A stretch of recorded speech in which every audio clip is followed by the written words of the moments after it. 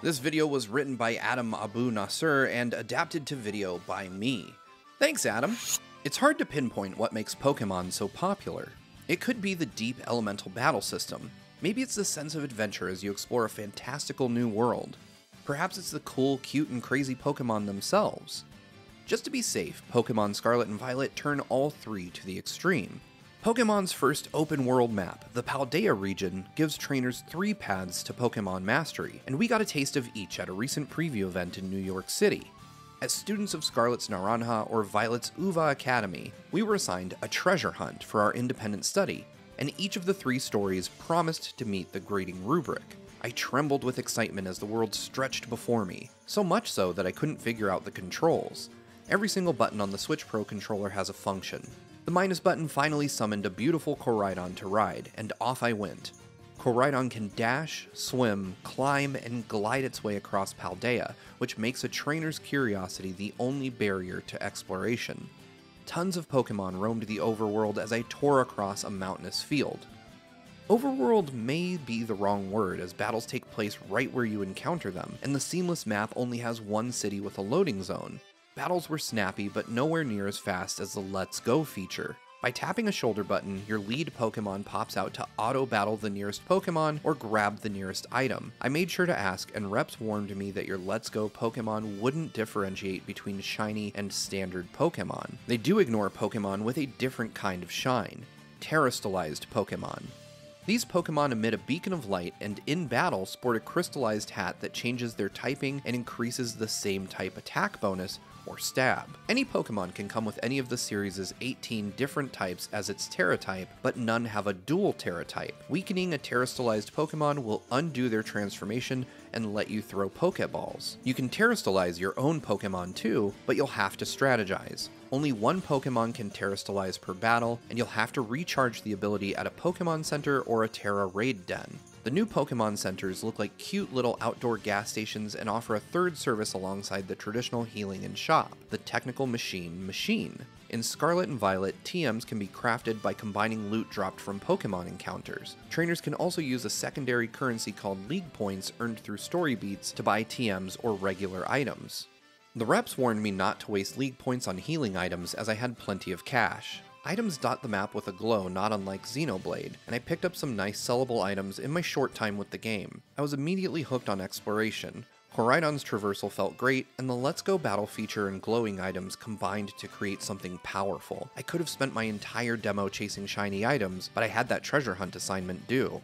I took on the Starfall Street storyline first. Team Star, a group of delinquents from our academy, set up a fire base nearby, and I aimed to clear it out. In base battles, Trainer used their first 3 Pokémon in Let's Go mode only. I had some trouble aiming my throws and never quite grasped the timing for cycling through my Pokémon, but I had no trouble beating 30 Pokémon in under 10 minutes. This angered Mela, the leader of Team Star's fire crew, who came out to be very mean to me, then almost wiped my party. It's been a while since we've had a rude rival, and this one packs a punch. I was surprised when Mela handed me a badge, one of 18 in the game, 8 from the gym challenge and 10 from the other 2 quest lines.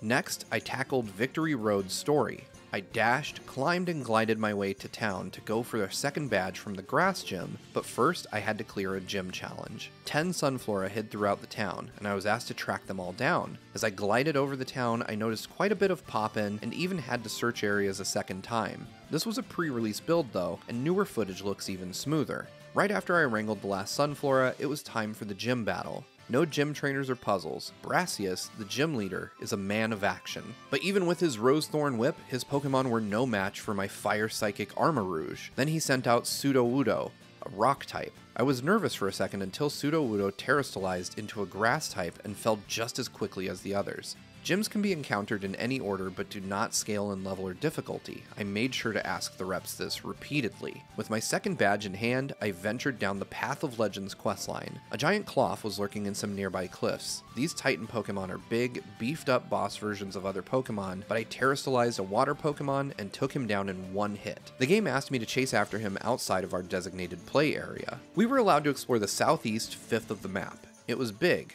I didn't have enough time to internalize any landmarks, but the minimap and the dedicated map button helped keep my bearings. I could set markers for my destination and just follow the minimap arrow, which was super useful when I got turned around by distractions. I cannot stress how alluring the shiny things scattered about were, and every new Pokemon I saw had an excellent design. Bellibolt was a standout, but I made sure to catch a Pawmi and a Lechonk too.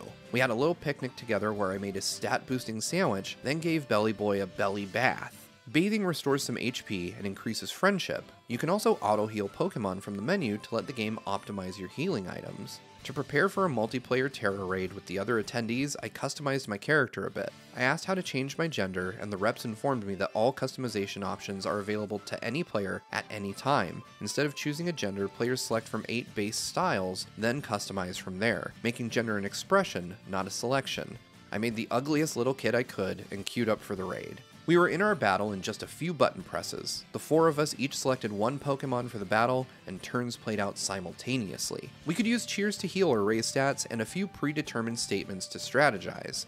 If one of us fainted, they would revive in just a few turns. We defeated our raid boss within the time limit, so we each got to throw one Pokeball. Everyone caught it. Terra raids can also be done with 3 AI trainers, and the Treehouse rep proudly exclaimed that the partner AI was much better than in Sword and Shield. After the big changes in Pokemon Legends Arceus, I wasn't too excited for Scarlet and Violet, but this demo recaptured what I loved about Arceus.